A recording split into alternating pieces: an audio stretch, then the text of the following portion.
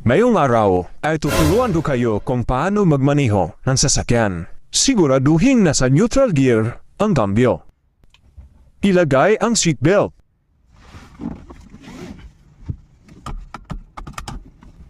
Kunin ang susi.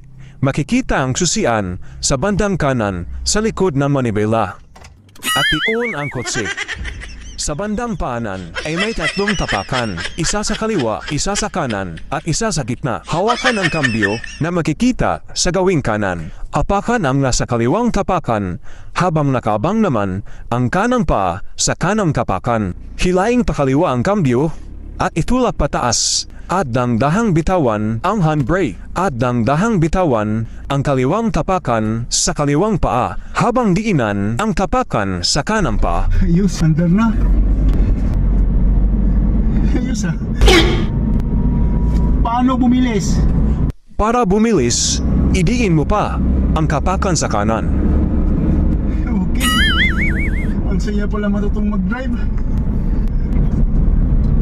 Paano huminto? Magpreno?